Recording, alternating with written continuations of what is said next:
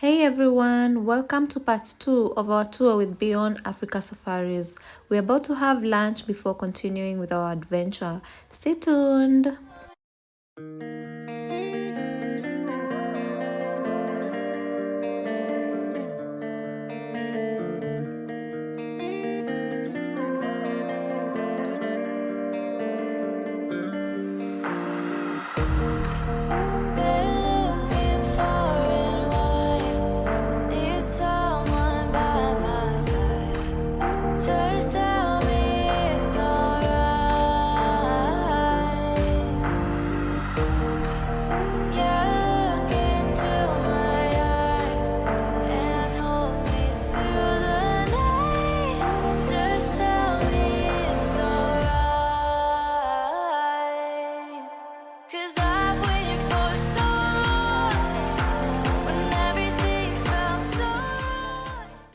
Alright, we'll have lunch just on the restaurant on the right hand side here.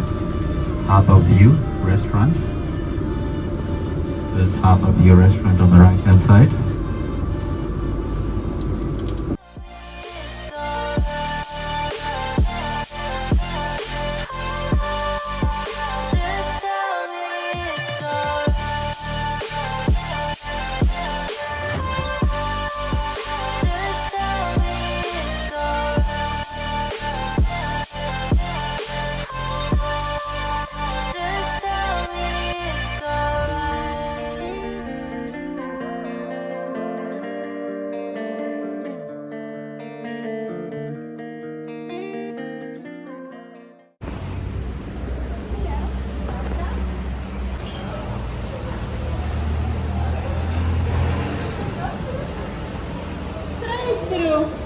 Hi, thank you.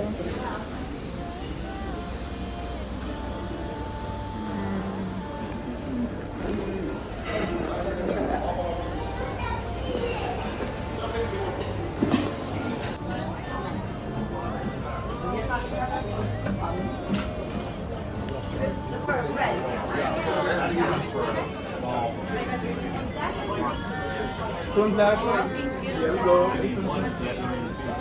Wow. Yummy.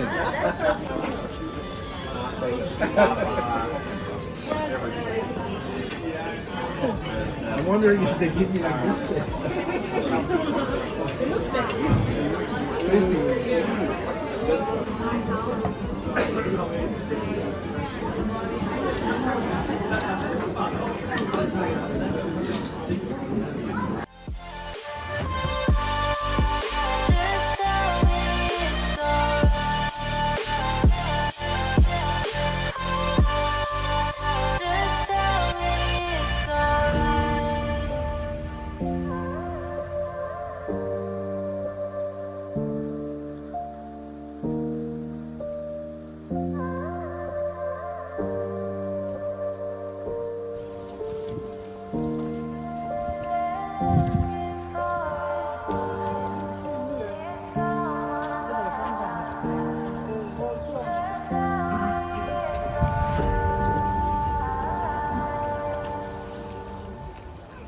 Alright, I'll briefly explain to you where we are and which way you will be going from here. Okay, this is where we are. Okay, this is basically the visitor center. We will be making payments just over there. Okay, from there on your right hand side will be washrooms. Once you walk in, on the right hand side will be toilets. So if you need to use toilets, okay, then straight ahead of you will be a boardwalk. So there's a boardwalk straight ahead, there's a boardwalk to the right. So the boardwalks all lead you to the main lookout, okay, of Foxy Beach. So Foxy Beach is where we have all the penguins foraging, okay? So whichever boardwalk you take, the one on the right has got a lot of steps, okay? A lot of thick vegetation. So not a lot to be seen as you're walking along up until you get to the main lookout. This one is not thickly vegetated, the one ahead of you, okay? So you start seeing penguins just as you walk along this one, and it's also shorter to the main lookout. Okay, so this would be my recommendation, but if you have enough time, you can do both that and this one.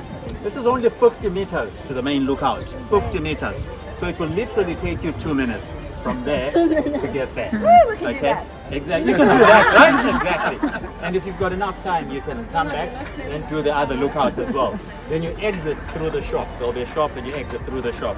Let's meet back. I'll be out here. What time is it now? 3:30? All right, 3:30. That is East Africa time.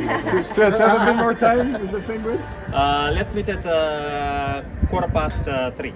And how's the temperature there? Do we need to get In there? No, it's fine. It's fine. It's absolutely perfect. Yeah, 3:15. Sounds good. Back out here. Okay, that's where you make payments. All right. Then 3:15, I'll be waiting for you all here.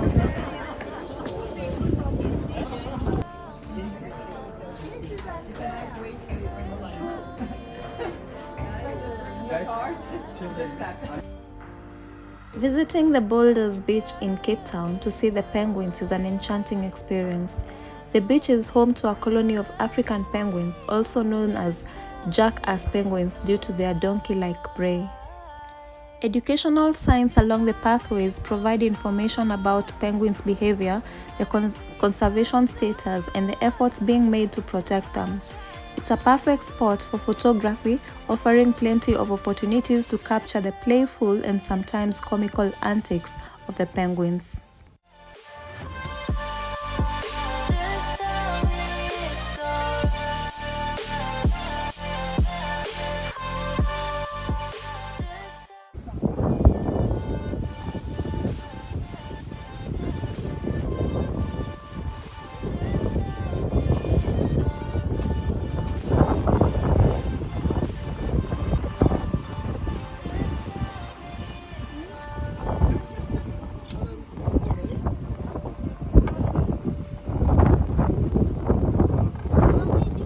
Did you know secret?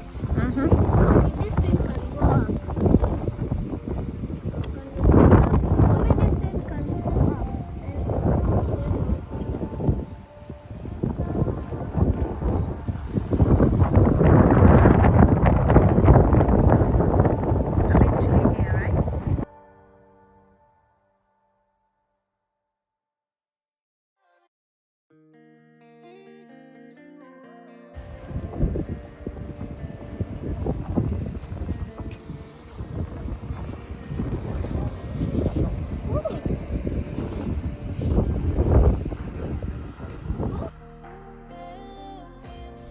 As you stroll along the boardwalks, you get an up-close view of these charming creatures in their natural habitats, waddling around on the sand, swimming in the clear waters, and nestling among the rocks and bushes.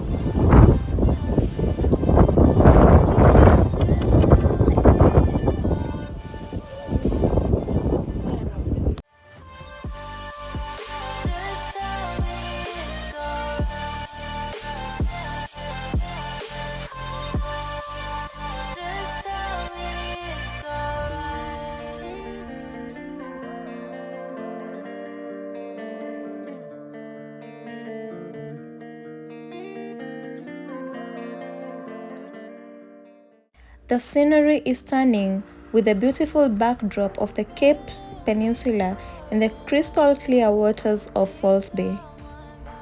The beach itself is serene, with the smooth rounded boulders providing a unique landscape. You can watch the penguins diving in the water and swimming gracefully or basking in the sun on the rocks. Boulders Beach also offers a secluded spot where visitors can swim, relax, and enjoy breathtaking views, even though swimming with penguins is restricted to protect their habitat. The combination of wildlife, scenic beauty, and the tranquil environment makes a visit to Boulders Beach a memorable and unique experience.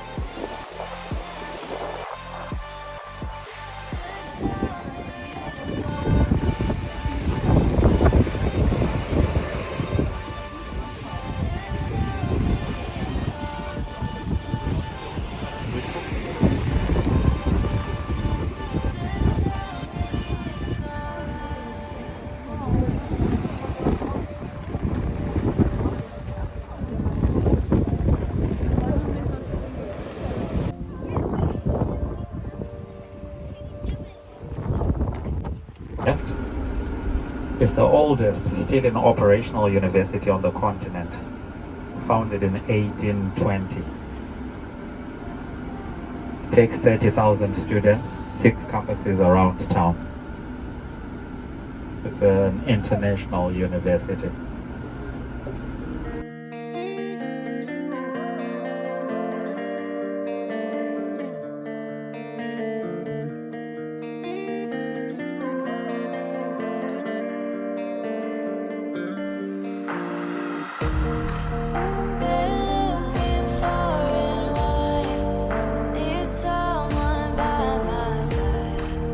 Just tell me it's alright.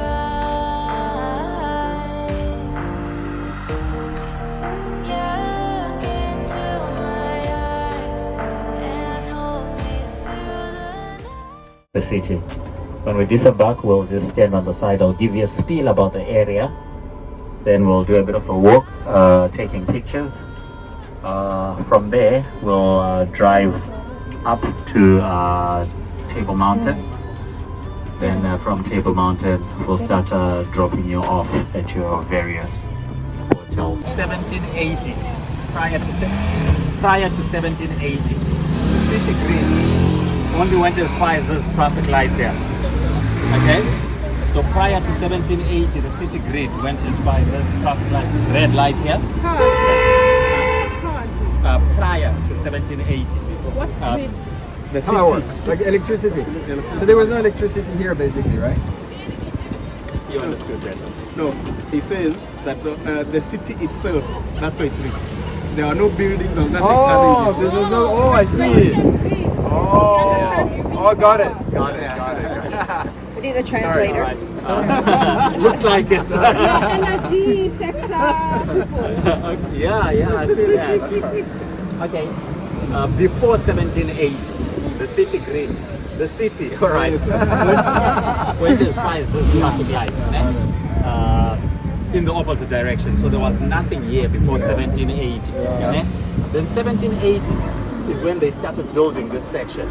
This section was built as these flat, single-story, flat-roofed houses.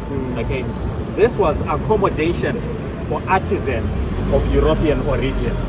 So artisans were being brought in, or were coming in from Europe, okay, to help expand or build the city. So this accommodation was built by the municipality, and these houses were all white in color, okay. So this middle class was accommodation for the middle class white artisans of European origin, and the municipality let these houses out to the middle class artisans of European origin. So they rented these properties from the municipality. The city was also built using a lot of slave labor. Where did the slaves come from? They were brought in from the East Indies, Indonesia, Malaysia, and other African countries like Angola. Okay? Fast forward, 1808, slavery is abolished. 30 years later, slaves are emancipated, so the slaves are freed. Okay? When the slaves were freed, were emancipated, they had nowhere to go. They moved into these inner city neighborhoods, including Bo-Kaap. Okay? When they moved into Bo-Kaap, the freed slaves, right, the emancipated slaves after slavery, when they moved into Bo-Kaap, the residents of Bo-Kaap, the middle class artisans of European origin, feared overcrowding. Okay, and they moved out, the middle class residents moved out to further south of the city, to places that we now call the southern suburbs, the area where we have the University of Cape Town, going further in that direction. Okay, so after the emancipation or the freeing of slaves, okay, and the slaves moved, emancipated slaves moved into this area took its current state as a mixed race neighborhood. Okay, so briefly, what we have staying here, or the residents of this place, okay, are descendants of the former slaves.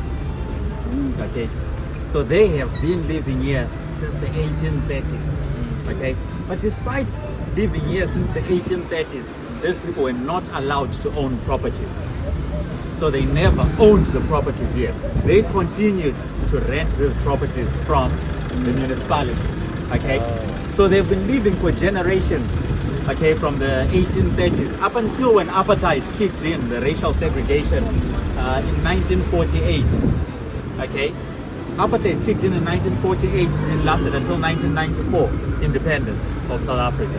Okay, during which time people of color were never allowed to own properties in South Africa. 1990, with the release of Nelson Mandela from prison and the talks to end apartheid in a civilized manner without bloodshed, some of the conditions were that people of color own properties in their ancestral grounds. Okay, only in 1990 were people of color allowed to own properties, and only then were the people of Bo-Kaap allowed to start buying those properties. Which year? 1990. What does Bo-Kaap mean? I'll get to that one in a second.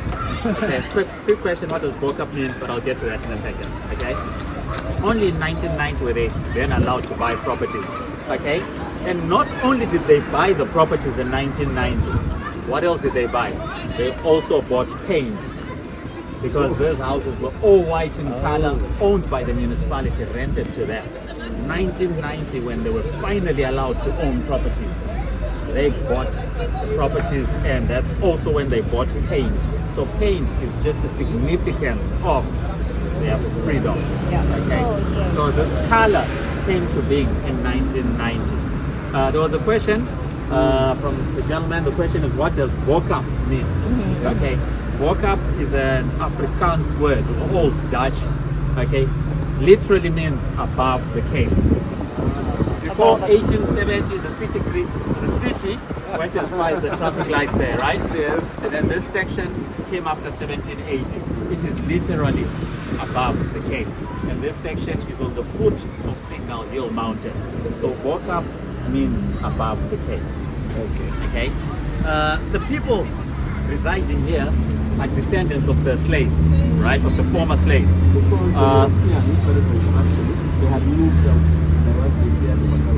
Yes, correct. So the residents of this place are descendants of the former slaves, right? And they were brought in from the East Indies, right? Indonesia, Malaysia, etc. That is why this place is referred to as Bo-Kaap, the Cape Malay Quarter. Where in the Cape Malay, these people come from Malaysia, Indonesia, hence it's a Cape Malay Quarter. Okay, these people were brought in as slaves, but they had their own culture, their own traditions, right? Their own religion, right? This area covers 2 square kilometers. We have more colorful streets that way, we have more colorful streets that way. But in 2 square kilometers, we have 7 mosques. Okay, because Islam is the main religion here. It's an integral part of their society. All right, so it's predominantly Islam we get here. These are the people that introduced the spices. Okay, the spice foods, the aromas that we enjoy now were introduced by these people from the East Indies. Okay, and they are the people, because they are the people that introduced the spices. If you were to speak to anybody right now around Cape Town or at your various hotels and say to them, I'd like to have a traditional Capetonian dish, they'll probably say, oh, go to Bo-Kaap, try a boboti. Okay? Because they tried that. What's boboti? Oh, they'll explain it. They tried minced beef that's baked in like an egg, something on top Custard. of it. It's baked. Yeah, So, in a dish, separate dish. Yeah. It was good. Yeah. It was good, right? So yeah, to elaborate on their description, that's perfect. It's a minced dish, the one you use for making your spag bolognese. Okay, cooked with ground beef, cooked with a lot of spices, and usually with a bit of a curry to give it a slight kick. Okay, and with some raisins to give it a sweetish flavor. Okay, and then an egg topping, and it is baked in an oven and served with rice. Okay, my description does not do it justice. It is a good dish. So now It we're is. in Bo-Kaap, so Okay. we have it. So these are the people that introduced the spices. Okay, and this shop here That says Atlas. That's a spice shop. It's multi-generational ownership. Okay, they import spices from all over the world. They supply spices to hotels, lodges around here. Okay, but what I find fascinating about them is that they also pack their spices in small 50-gram plastics. Why? For the local community, because they have been here from the beginning of time, right? And the locals still relate to that shop a lot. So Mrs. X cooking from a pink house, and she opens a spice cabinet and finds there's a missing spice. Okay, she just lowers the heat, walks across, and picks up that 50-gram packet of whatever masala spice that she can afford. Okay. All right, so this is Bo-Kaap in a nutshell. We'll talk more about it as we drive, but if you have any questions, feel free to ask. Okay. The vehicle is driven up, okay? So you will walk from here, just up along the road. The vehicle will be on your right-hand side. Up along the road, vehicle will be on your right-hand side. Okay? Yeah. I'll be walking there. So take what, 15 minutes? Yep. Take quarter of an hour, then come to the vehicle just up the road on your right hand. This is definitely a residential community. So it's,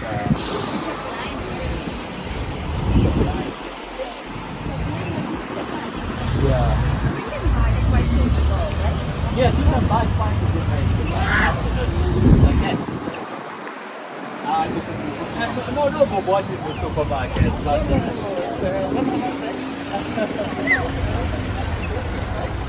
Yes. Oh, there's a duck one.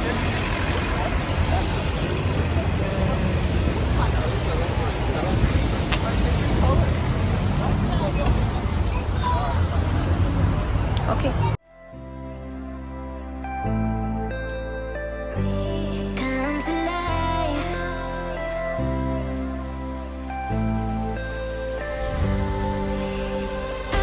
I've never felt so alive in my life. 'Cause you make me come to life every time.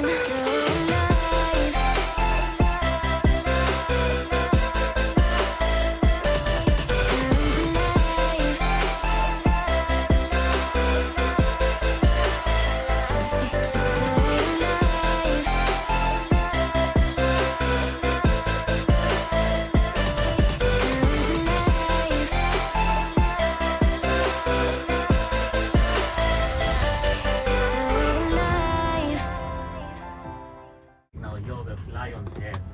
So looking between Signal Hill and Lion's Head, and some of you cannot see it now, but once we disembark, you'll be able to see it. Between Signal Hill and Lion's Head, that's Robben Island. The island way in the distance. It's about a 45-minute trip to Robben Island by boat. Okay, it takes 45 minutes to get there. Robben Island covers about 5 square kilometers. That's where the political prisoners were incarcerated back then. It's now empty. Yes. We'll disembark. Take 5 minutes to take pictures here, and then we'll start dropping you off. Okay, we need to stay too long up on this. So, yeah.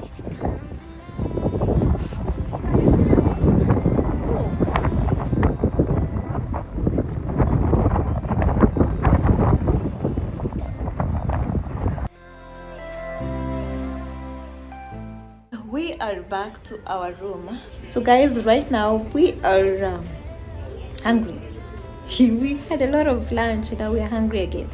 We are going to have dinner, then come back to the room, freshen up, sleep, and wake up tomorrow early because we have other activities to do. So guys, I hope you enjoyed this video. Please don't forget to hit the like button, subscribe to my channel, share with your friends. Please tell them to like and subscribe kindly. I would really appreciate. Yeah, let's interact in the comment section. Please subscribe. If you haven't, please subscribe to this channel. I really hope you enjoy these videos. So see you on the next one. Adios.